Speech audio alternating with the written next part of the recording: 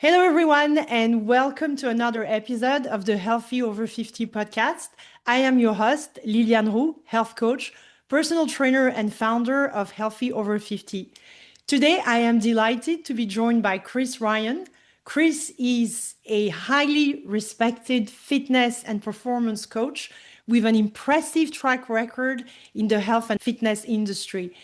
He's a former Division One athlete, was named one of America's top 10 trainers, appeared on NBC Strong, and was one of the founding trainers for Mirror, now known as Lululemon Studio. Today, through his coaching platform and thriving fitness community, Chris helps busy professionals, parents, entrepreneurs build strength, improve their health, increase their energy, and create sustainable habits that support long last term performance and longevity. What I particularly appreciate about Chris' work is that he's very practical and he has a sustainable approach to health and fitness. So he helps people move beyond the quick fixes, focuses on habits, you know, good behaviors to create that lasting results that we all want.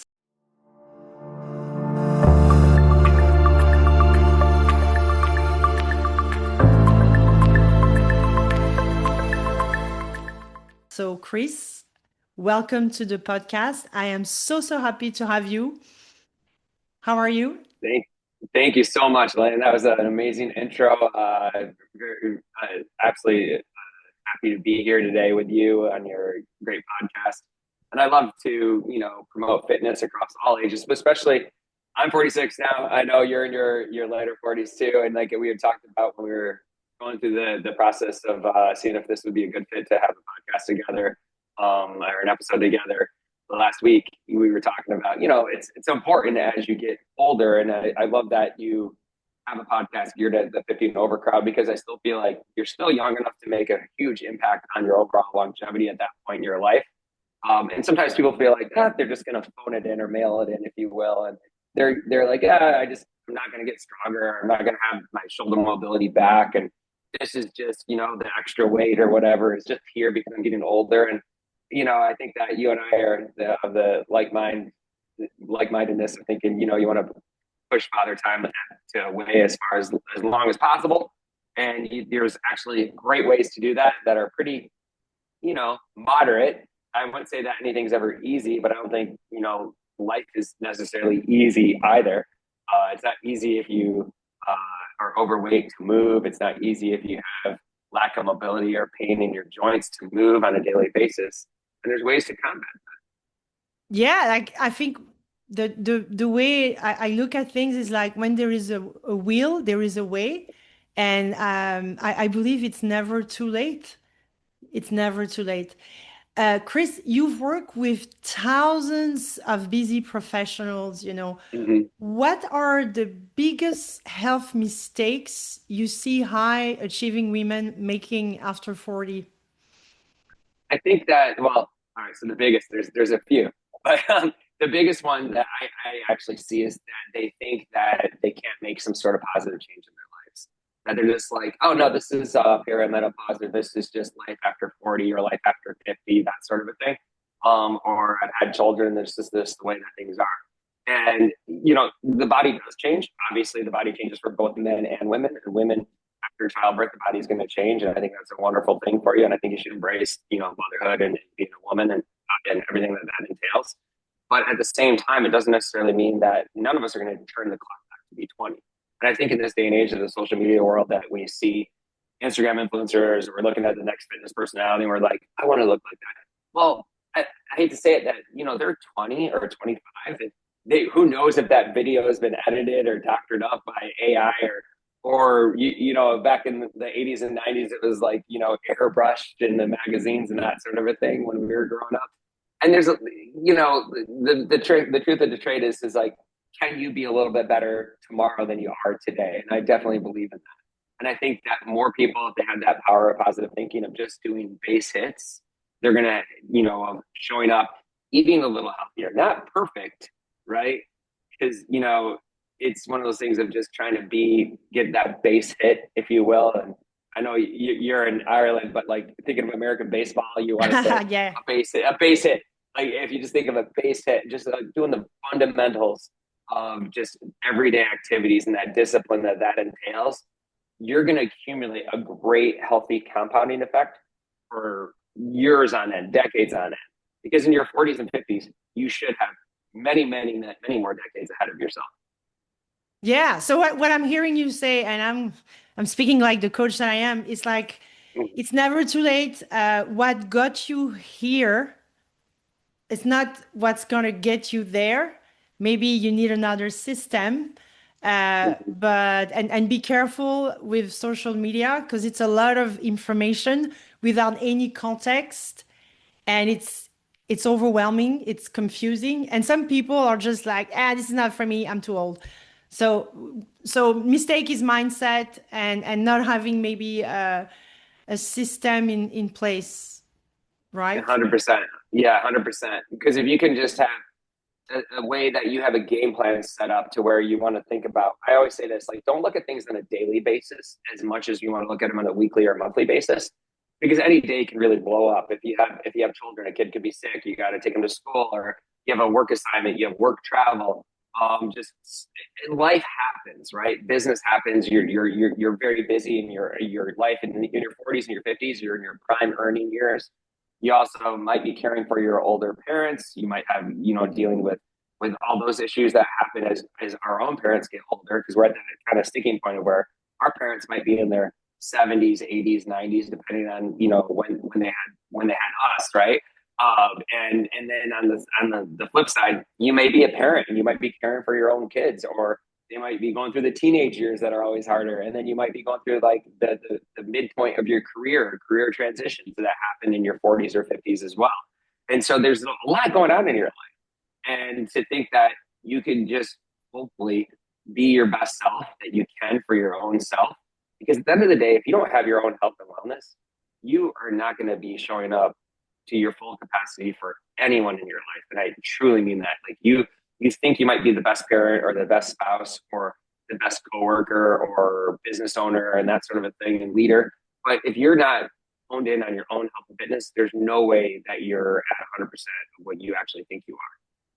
Yeah, and actually we are in a culture of like in the Western world where it's all about pushing, pushing through. And I worked 20 years in tech, so it was all about, hey, reach your targets and even more. And if you reach your target, they increase your target. So many Yeah. high achieving women build their success, pushing through challenges.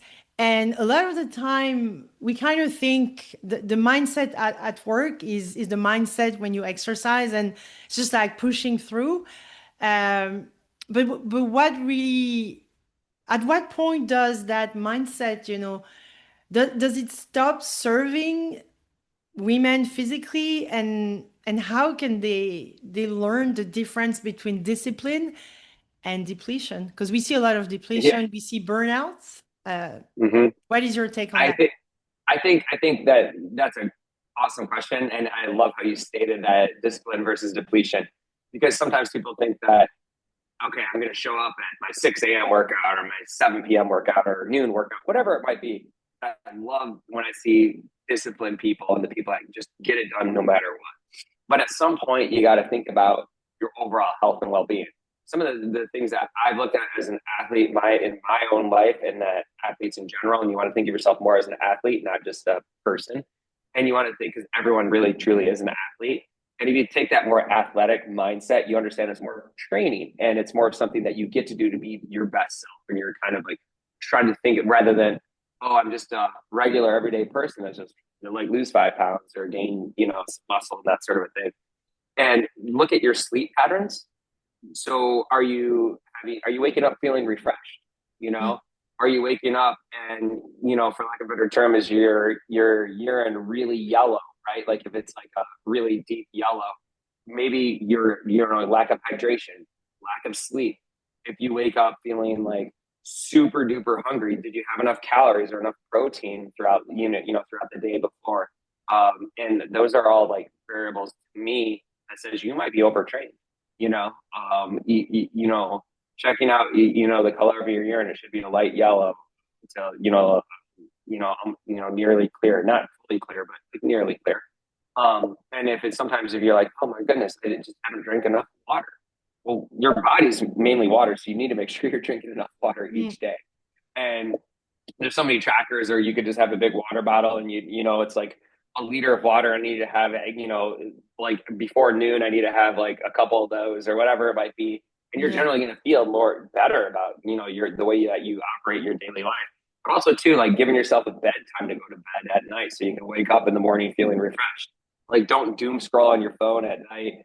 Try not to like watch electronics and TV shows late into the night. Like, if you get up at 6 a.m. or 6:30 or 7 a.m., you generally should be trying to go to bed by like 9:30. Like dim the lights, read a book for 20-30 minutes, that sort of a thing. 10. Don't watch a Netflix and chill show until Yeah. 11:30 and get drawn into that electronic gizmo of like watching a screen, and like the bad, the blue light that comes out of there and everything else that like really messes with your circadian rhythms as well. And also another one that's really big is alcohol. Alcohol really causes a deep, um, a hindrance into your overall circadian rhythms of getting in that deep sleep. And sometimes people will be like, "Oh, it helps me go to sleep." Well, yes, up to a point, alcohol could help you go to sleep, but it doesn't help you stay asleep for that deep sleep that is necessary to actually cause. They've done so many studies on this. Even one glass of red wine, or one beer, or one liquor drink can really cause a lot of strife within your own sleep patterns. And sleep is, if there's one thing to really guard in your life, it's sleep, because that is when you repair your body from physical as well as mental activity.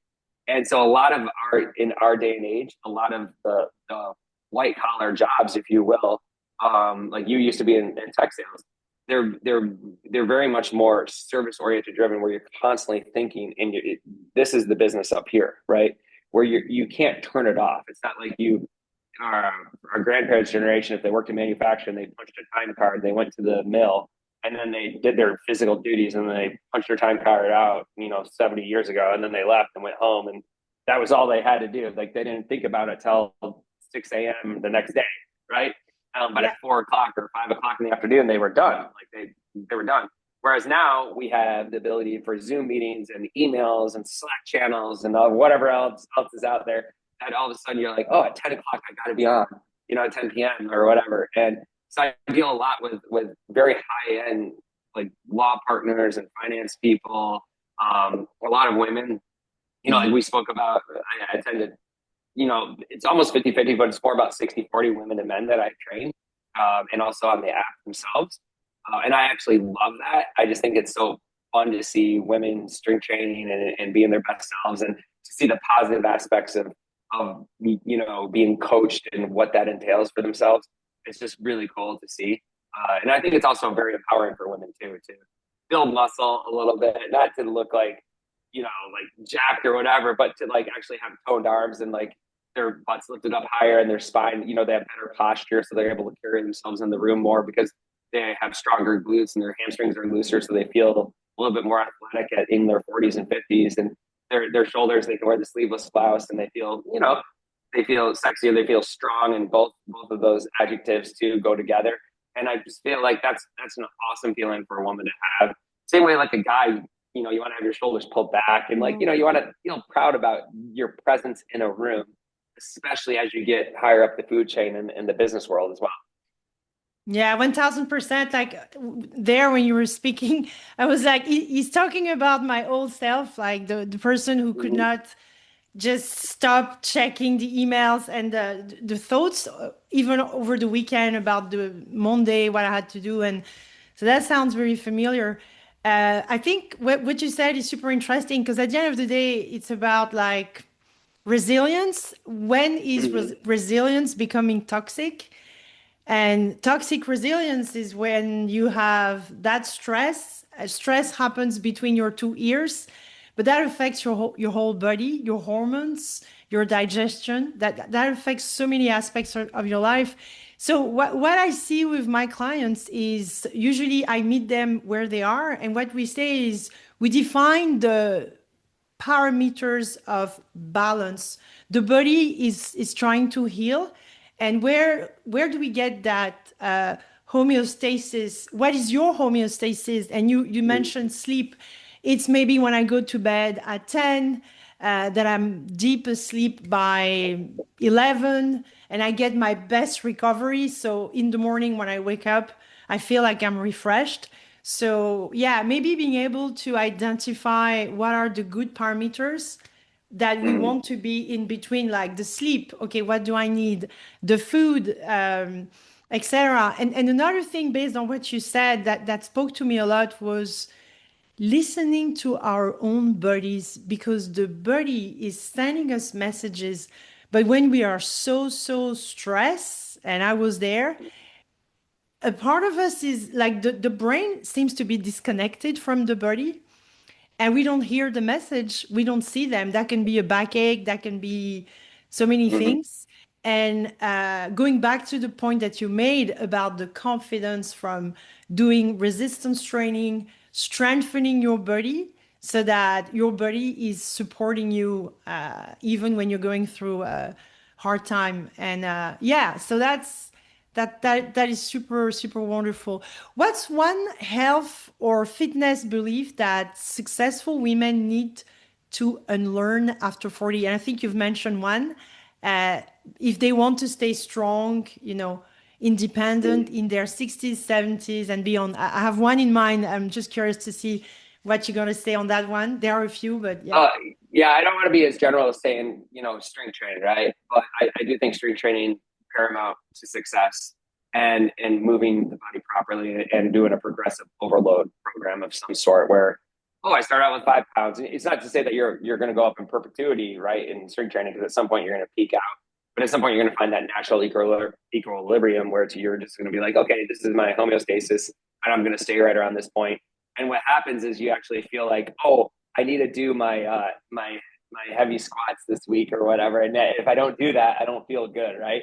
And I'm there. All my clients are there at that point. But I do think also women need to understand a little bit more higher protein intake as they get into their 40s, 50s, and beyond.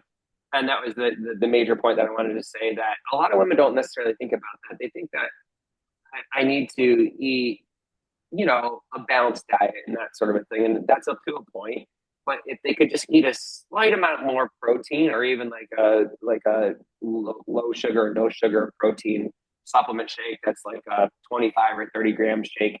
I personally like the ready to go ones that are just like in the little bottle that you can just throw in your bag or your purse and have it in your morning commute without even, or your afternoon commute or your afternoon snack at 3 o'clock in the office, where instead of grabbing something that's unhealthy, there's like cookies or chips there that are Mm. very easy to snack on. And I'm definitely one of those people that if there's bad food lying around, I'm guilty of it. I'll eat like of those mini cookies or a muffin or whatever, just because it's there. But if it's not there, and I have another option of like something that's like help satiate my appetite, like an apple and a protein shake, that makes me feel good, and it feels clean. Like you feel clean inside versus you're kind of lethargic because you had something that was like salty or sugary, and you're just kind of like, oh, I just don't feel good after like 20 minutes after I ate that, right? And so for me, the upping the protein intake is so paramount for women, especially as they get into their 40s compared to what they used to do.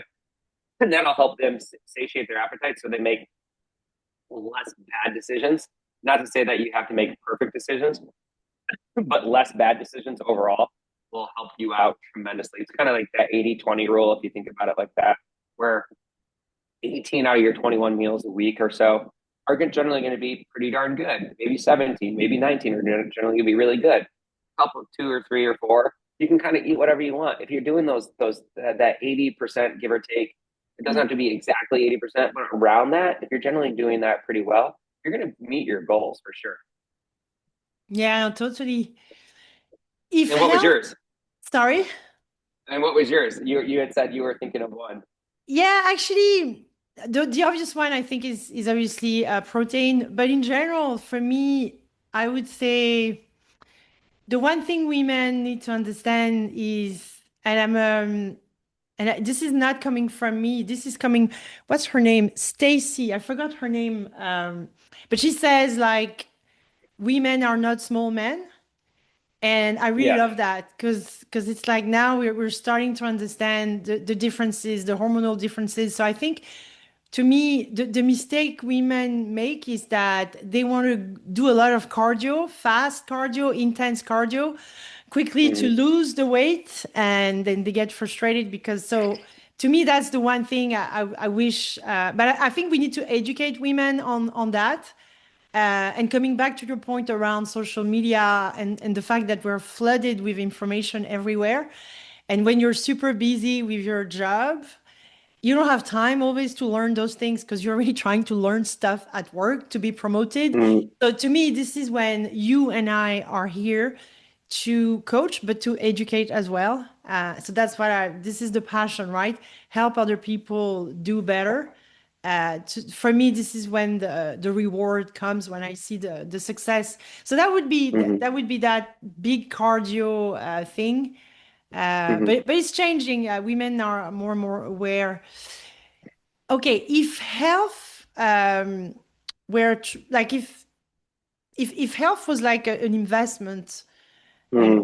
portfolio, where should women over 50 allocate their limited time to generate the greatest return on energy, I love confidence? this because I love the analogy of health and finance, personal finances that compounding because there's a lot to be said for both of those parallels of like you start investing young in your retirement funds, your IRAs or your 401ks, and Mm. it starts out very small. It might be just a few, few $100s out of your paycheck or whatever it might be.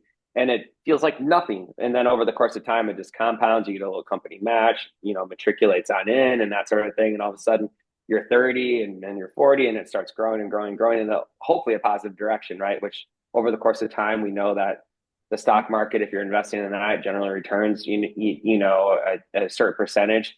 And through the power of compounding, those funds grow, grow, grow, grow, grow. And then by the time you're at retirement age, you have a lot of money, hopefully, right? And vice versa, if you didn't start early, it doesn't mean that you can't retire. It just means that you're going to have to put in more effort or more money to retire at that time period to get the same amount of money, right?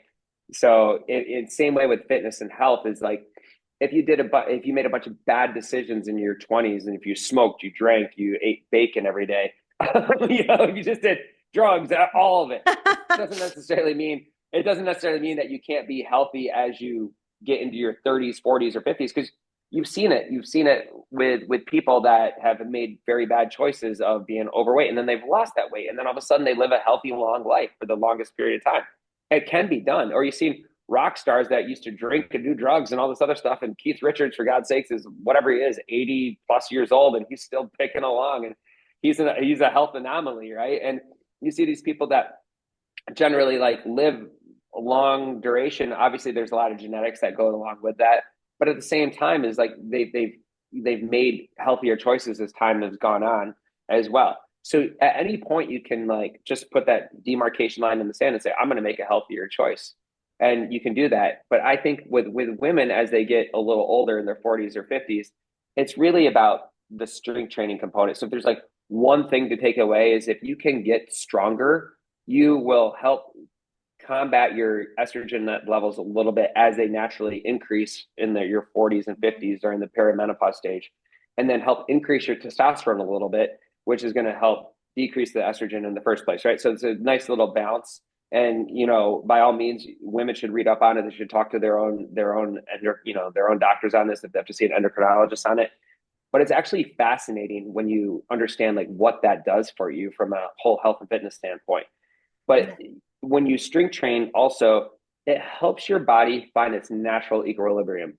Because I want women to understand this is that you can't out train your frame. So everyone, men and women, have a certain frame, right? We have a certain bone structure that we were given from our parents, Mhm. and we can't retool that in any way.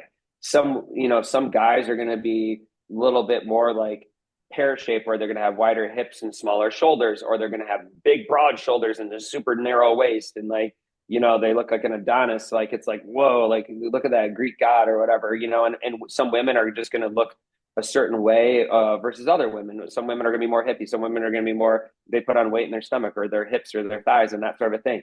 But in general, for all those people, their body will find their most efficient natural equilibrium if they do some forms of strength training several days a week.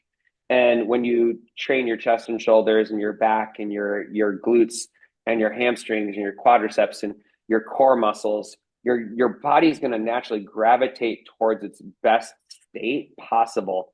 And by best state, I mean its strongest state, its most posture effective state, its most effective, state overall for your energy levels, the way that you carry yourself, the spinal alignment in your vertebrae, so that your back doesn't go out, or your hips don't hurt. That all those things really come in alignment. And I do think that when you do that correctly, worry less about what the actual physical scale says and more about how your clothes fit, how you generally think that you look in a mirror, or how you carry yourself in a room, and that sort of a thing. Because sometimes I love these, some of the better female trainers out there actually promote this. They'll like, oh, this is me at 120 pounds, and this is me at 140 pounds. And a lot of times they look way better at 140 pounds to 99.9% of the individuals out there, where it's like they're not like the skinny fat, it's more of like the strong and toned, right? But the scale is going to say that they're 20 pounds heavier, but their clothes fit better. They physically look better. They have a smaller waist. They have a tighter glutes. Their butts lifted up higher, and like their shoulders are pulled back. Their arms look more toned. But the scale, when they look down at it, will say that they're 140 pounds. Like, who cares what the scale says, as long as your metabolic health is, healthy, like your ticker and your heart is healthy and all that, and your hormones are healthy. But in general, like, worry more about like how you physically perform on a daily basis. Are you sleeping well? Are your clothes fitting well? Are you proud of the way that you look in the mirror? Are you proud of the way that you carry yourself into a business meeting, into a room? Are you proud of the way that you can carry yourself with your family and your children, and play with them and be an athletic mom, or grandmother as you get older, and all that? And to me, those are the major important factors that sometimes women can sit there and say that they're very inclined to look at the scale and like, oh, I need to maintain this weight because this is what I was at 25 and it's my goal. And I'm like, well, as you get older, I had this conversation last week about the scale, and you generally like worry less about what the scale says and more about like how you physically feel and look from a muscular standpoint, right? And operate on your daily life, and they'll serve you better long term, for sure, for sure. Yeah, Mentally too. 1000%. No, so that is so accurate. And actually, it's funny because the people that I'm coaching, and I'm working with women that are trying to, some of them lose a lot of weight. And the first thing that I tell them, they're like, I don't really care about the scale. Let's not focus on the scale. We're going to focus on nutrition and movement. And what we do actually is we focus more on the body composition. So we want to see what's the body fat percentage, what's the muscle mass. And to me, this Mm-hmm. is where we see real progress. We don't really focus too much. We will eventually, but it's not the main thing. So yeah, I'm with you on that one. Definitely. And Um, the cool part, when people need to understand, when you add the muscle mass, it actually burns fat. So it's a positive double-edged sword for your body, right? So sometimes people think of double-edged sword like where like you get one thing and it takes away from another. And this one is the positive aspects of the more muscle you have, yeah. the more calories you will naturally burn in just the state that you are in right now, sitting, just existing. We're not necessarily exercising right now, but because we do exercise, our bodies have a certain amount. That's why we're hungry, right? Like Yeah. that's why you have to eat protein, and you have to eat vegetables and fiber and all that other stuff and Yeah. healthy fats to like make sure that your body has energy, because your body's like, your muscles are like eating away at your body otherwise, right? So it's a give and take in a good healthy way. But that's when that body is at that natural homeostasis equilibrium that we were speaking on earlier, where it's just like it's a clean burning engine. And when you think of your body as an athletic, clean burning engine, it'll make much more sense to you, where you're like, I know we're beyond like, the trains with like the coal and everything, but you kind of want to think of like back 100 years ago or 150 or whatever. It was like, oh yeah, the person that would shovel the coal in the train, and like they wouldn't do it all day long, but they would do it like every little bit. And that's kind of like what you want to think about your body. Like, oh, I need to just put one more, little like shovelful into the engine and let it burn clean and that sort of a thing as much as possible. And versus like throwing in something that, wood wouldn't burn as clean or as efficiently as the coal would, right? As they found out, right? So, Yeah, I mean, for me, it's like resistance training is the multiplier. It really accelerates your results. So totally, if you're a high-performing woman over 40 and you feel like you're doing everything right, but your energy is low, your body is changing, and nothing seems to work anymore. It's not a discipline problem. What most women don't realize is that after 40, your hormones, your metabolism, and your stress response all shift. So the strategies that worked before, eating less, doing more cardio, pushing through, actually start working against you.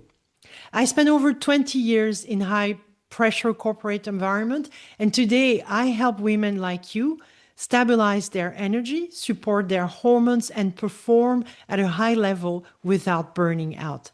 This is not about doing more. It's about doing what your body actually needs now. If you're ready to stop guessing and finally understand what works for you, click the link below and book a call. But remember, your health, your control.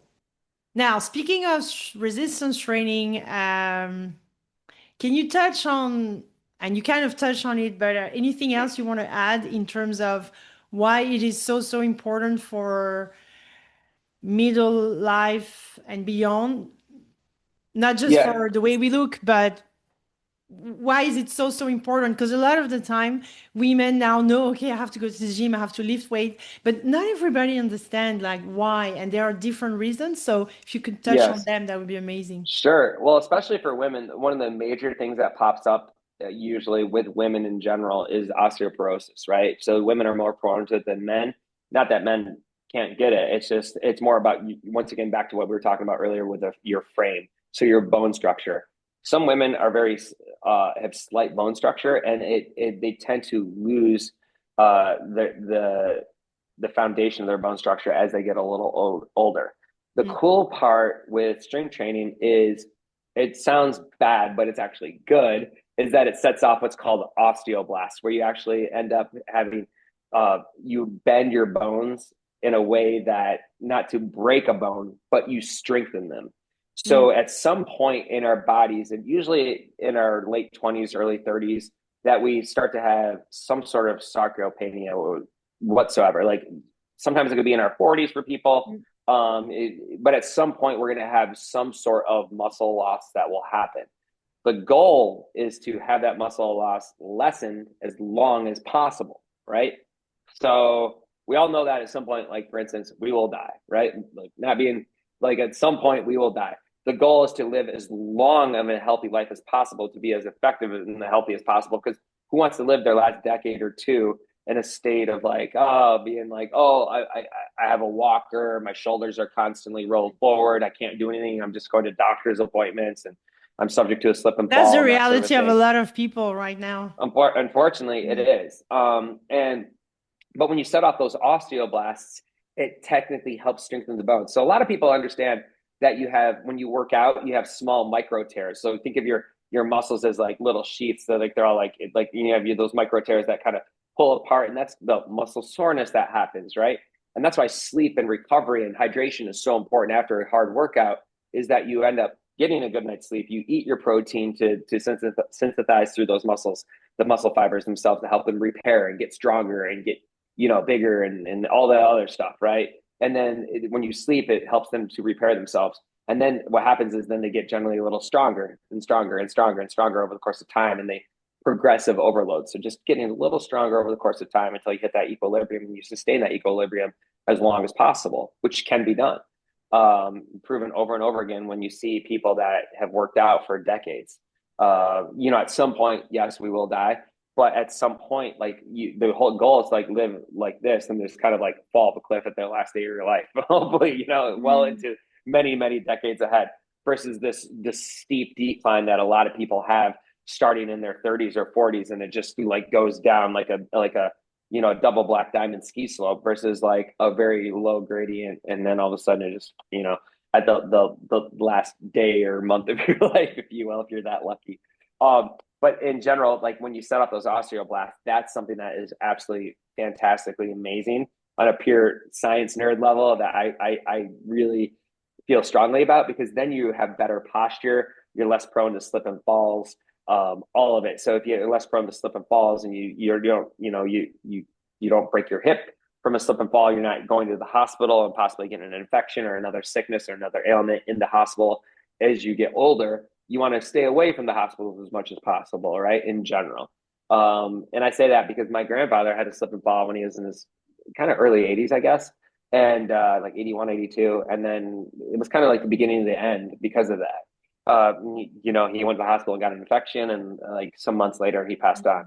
And it's like my dad passed away last year at 80 years old, and he basically lived a super healthy life until he was about 79.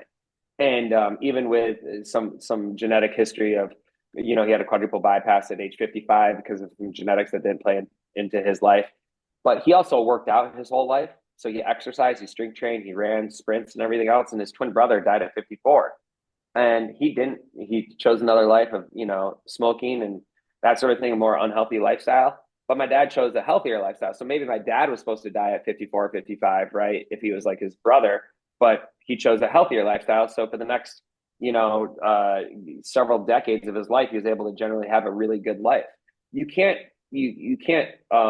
outplay your genetics, right? Like for instance, I unfortunately inherited. People say, "Well, Chris, you're so healthy," and I am up to a point.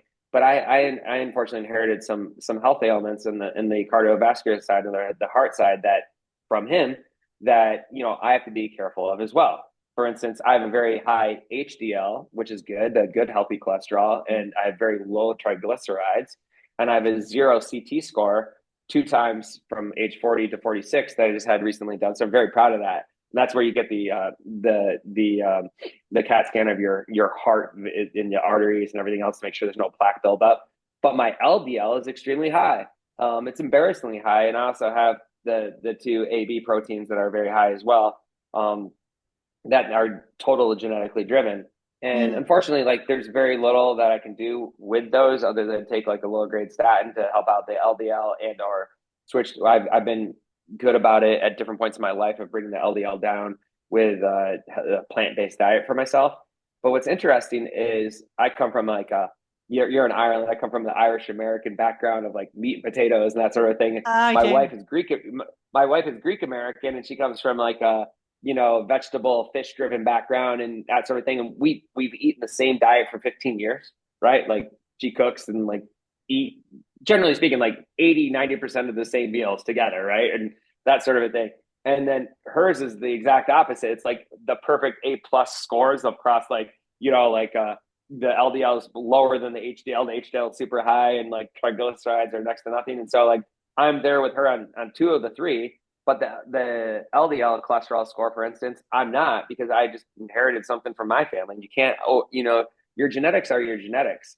And sometimes people are like, oh, that person exercised, and look, they died at 75. And my grandfather smoked a pack a day and drank 3 fingers of whiskey, and he'd live to be 95. Well, you know what? He probably had amazing genetics, but by and large, Yeah. the vast majority of the folks out there, you will live a healthier, longer, more fulfilled life if you generally eat a little healthier, if you work out and you exercise a few days a week. By no means do you have to be an Olympic level athlete. By no means do you have to be some sort of college level athlete or of some amazing physique or whatever. A lot of times the people that are just healthy have low cortisol levels. They're not stressed. You see the blue zones, right? Like Yeah, what I'm familiar with the blue zones, like of in course. Greece or in Japan. Generally speaking, none of those people. Some of those people might even be overweight by our standards of like a little belly or whatever, but they generally eat really healthy. They have extremely low cortisol stress levels, and then they walk a lot. And then they also, another thing too, is they have a sense of community, or they laugh a lot too. Yeah. So all those factors beyond just strength training, like I live in the New York City area, tons of stressed out folks here, right? Obviously, a lot of money, a lot of big careers, the finance media capital of the world, and in all of it, right? Just New York City is New York City. London's, another Yeah. major city, and Tokyo is another major city, right? Like those types of cities, you got a lot of people that work 12, 16 hours a day. Silicon Valley, you're in the tech world, so you know Yeah, exactly what I'm talking about. I do. Yeah. Where you're constantly on Slack or Zoom meetings all day long, all in the world's 24/7. So you might have meetings at 6 a.m. or 4 a.m. or 10 p.m. And like when are you going to rest? When are you going to sleep? But you got to make sure you pay yourself first in life as well. And sometimes I feel like the busier folks, the more senior folks out there, whether it's men or women, they don't make the time for themselves to pay themselves first. And I Hmm. think we spoke about this, the analogy of when you're on an airplane and they talk about the safety video comes on and they talk about putting your face mask on first if they lose oxygen in the airplane versus helping out even a child next to you, because if you help out the child first but then you lose your oxygen, then Mm. you're going to pass out, right? So you got to make sure that you take care of yourself first, because then you can be better to all those folks around you that you need to help out. And the same thing is in your everyday life. If you take care of yourself first from a health and a fitness standpoint, you'll be better ROI for your company. You'll be better ROI for yourself personally, on both a monetary and personal level, with your friends, your family, your spouse, your colleagues, your the people that work for you if you own your own business, whatever it might be. Like you're going to be your best self possible if you just generally take care of yourself first. And the busier people get, they tend to lose track and foresight of taking care of themselves first, because there is only 24 hours in a day. And I Yeah. get that. But you got to carve it out, whether it's 20 minutes or an hour, several days a week. And circling back to the beginning of this podcast is like, don't worry about a day blowing up for yourself. That happens. You're human.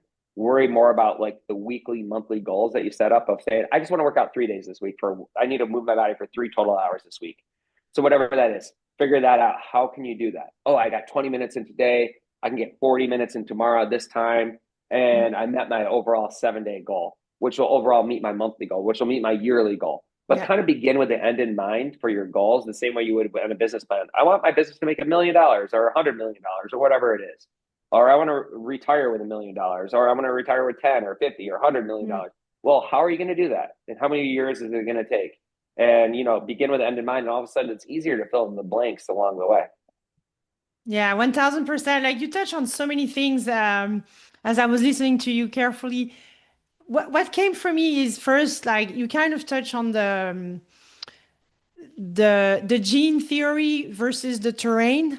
And you know what they Mm-hmm. say? They say the gene, it's kind of the gun, but it's the terrain that pulls the trigger. So the gene load the gun, Yes. and that's kind of to me that's what I believe. So it's not because we have good genes that we can be like careless.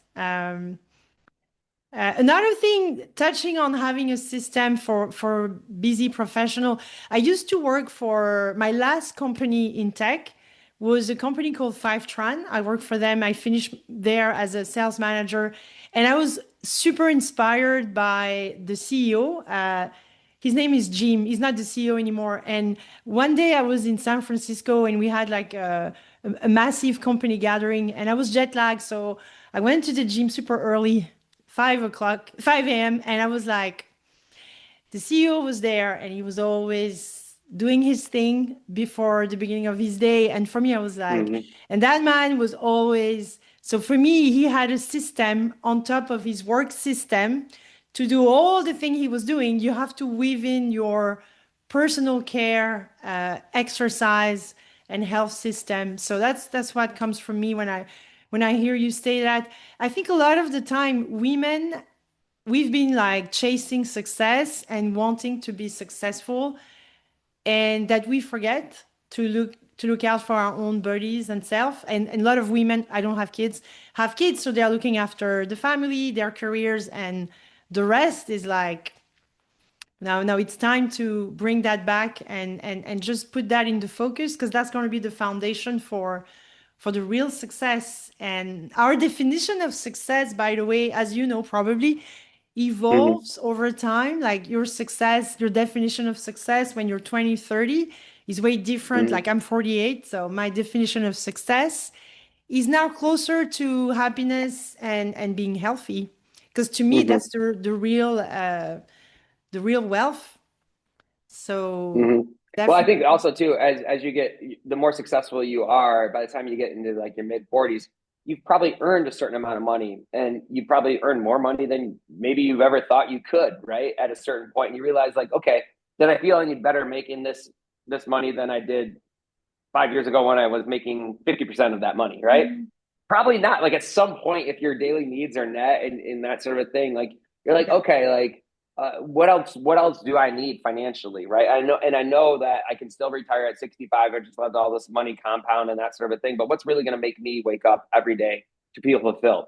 And you're also at that point in your life where we spoke about, like, I lost my dad last year, and I thought that put a lot in perspective. Obviously, it was, I miss him dearly, but I also learned a lot as a man, as a father, as a husband, that, okay, let's say hopefully I have longer years left than just 80, right? But let's say that's all I have left. So I think it set off something in my head of like, okay, I remember my dad in 1991, because that's my age now at 46 that he was, right?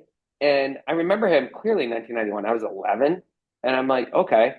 So from 11 to now is like when my dad, that's the remaining years that I personally might have left. So like what's going to fulfill me each day, you know?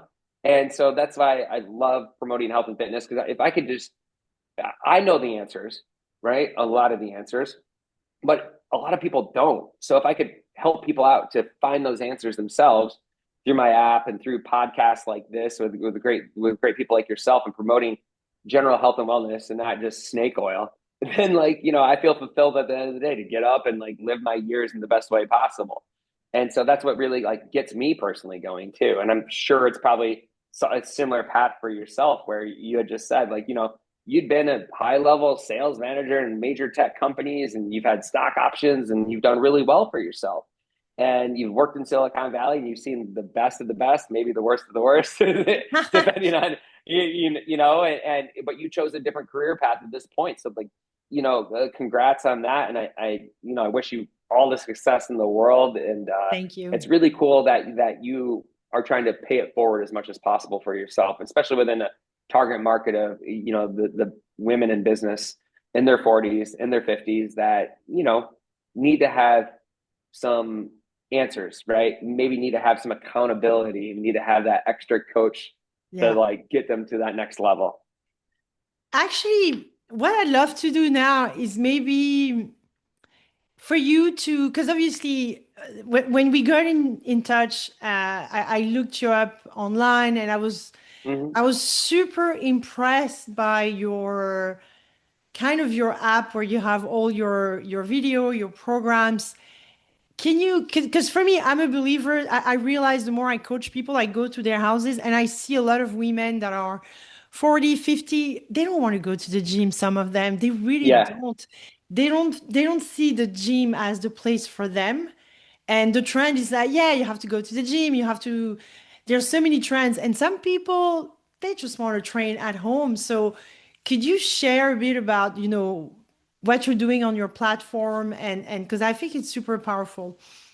No, for sure, for sure. Yeah, so I'm a big believer the best workout you do is the one that you actually do. So I set up something that was literally as easy as possible for people to curb excuses and just get it done.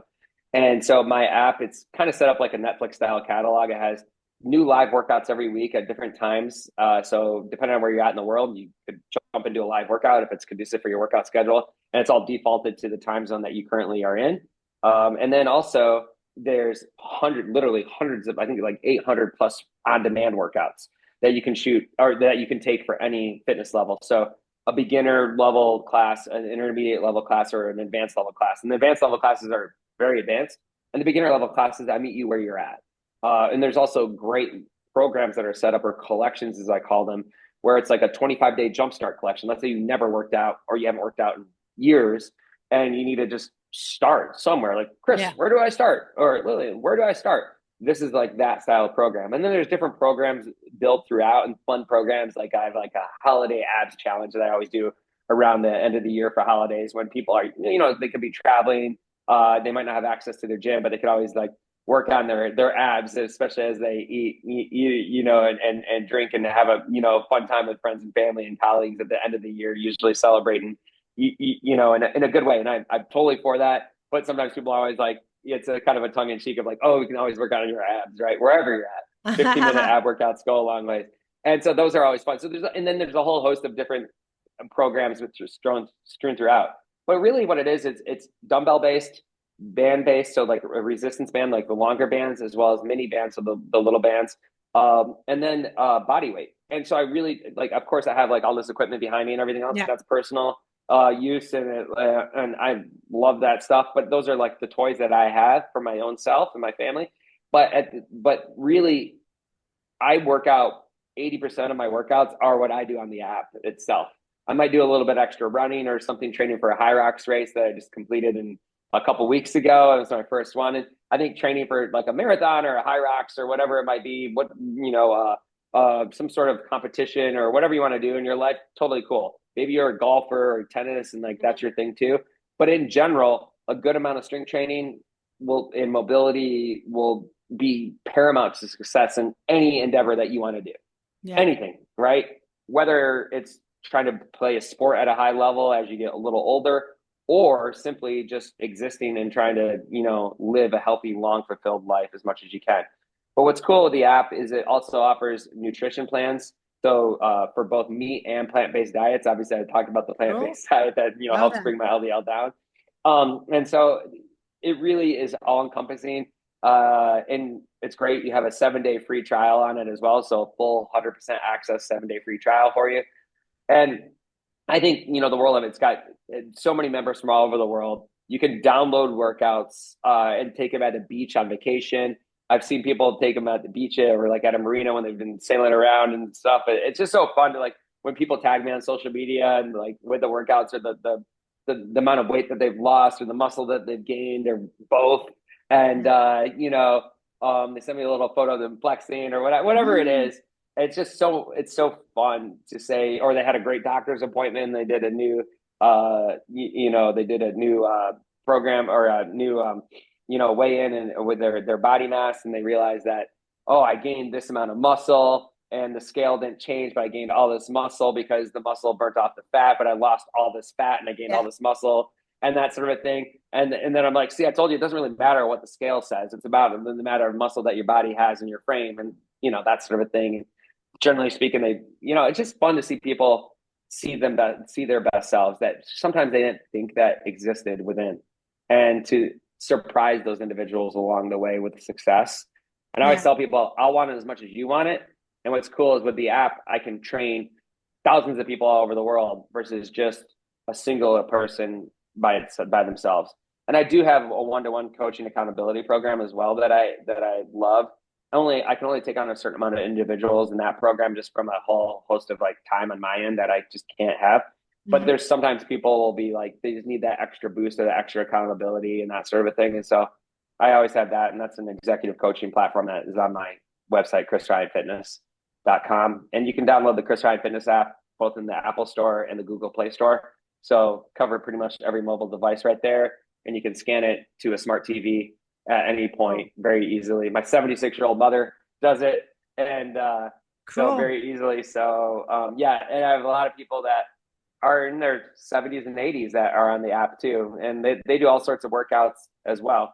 And sometimes they surprise themselves and they're building strength into their 60s, 70s and beyond. It's really cool to see, or sustaining their strength as much as possible. Because if not, you have no choice. Your body will atrophy at some point, if you don't strength train. And I say people that are in their 70s, my mom is the generation that has done all Jane Fonda's workout at home.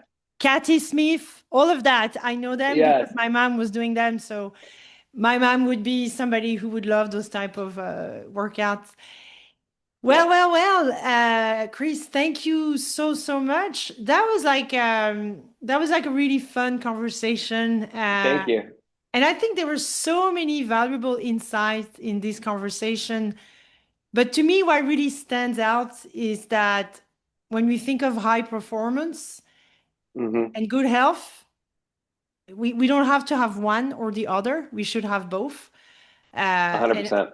I think it's what people need if they really want to have like thriving careers, enjoy their family, their lives, their independence. And you touch on that. It's not about, it's about the health span.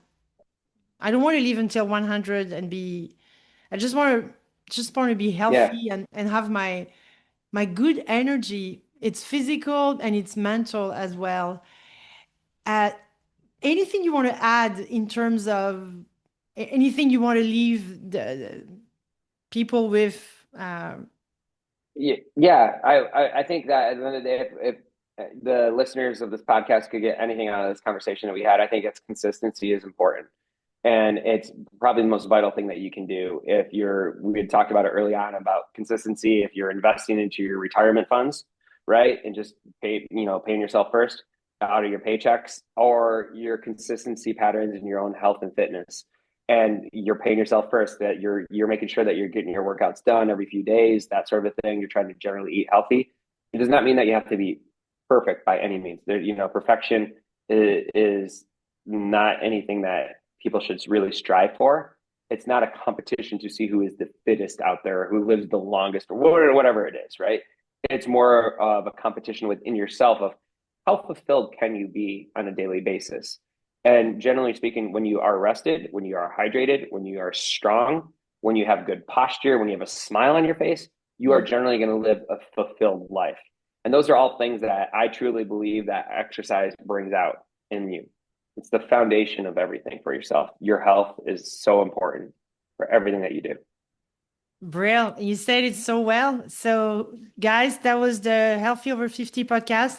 Thank you so much, Chris, for being here today with us.